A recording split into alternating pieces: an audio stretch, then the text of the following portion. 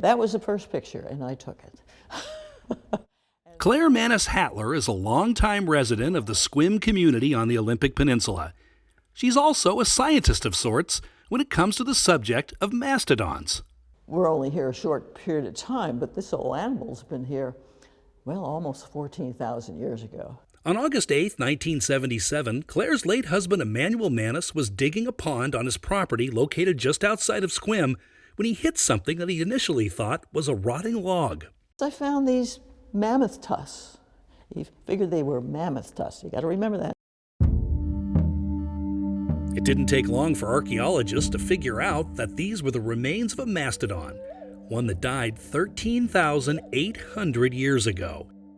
And as if this finding wasn't exciting enough, it also led to proof that man was in North America much earlier than originally thought, after an unusual discovery was made on one of the extinct animal's rib bones. It's a bone with another bone that penetrates that rib bone about 3/4 of an inch, comes to a point. Well, they got really excited about that because that indicated that perhaps man had something to do with this animal. That piece of bone ended up being the tip of a man-made spear, a weapon that probably led to the demise of this particular animal. That this is one of the most important archaeological discoveries in the world today.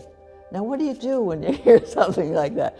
Besides that, we were so excited and so interested in what we found in the front yard and what has become of it.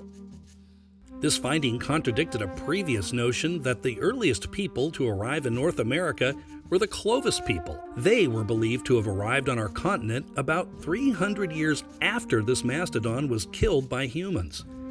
The Mannis mastodon also predates the so-called Kennewick man, whose 9,000-year-old remains were found on the banks of the Columbia River in the 1990s here in Washington State. But what they found out is that point is made of mastodon bone, but of a different mastodon. They also found so much evidence of butchering. This year, the rib bone with the spearhead was moved to the Washington State Historical Society in Tacoma, where it will be further studied and analyzed. On top of the Mannis mastodon being one of the biggest archaeological findings in history, this discovery also helped define a community. Because this is Sequim's story. This is the story here. Being the oldest set of bones found on a human kill in North America, according to the scientists. That's what they're telling us now. And while over 50,000 people have visited this small piece of land, which was registered in the National Registry of Historic Places back in 1978, Claire Mannis-Hattler hopes to keep the legacy of this finding around for decades to come. Because it's on our land, and I'm the owner of the land, it was up to me to make sure all this got in a safe place forever.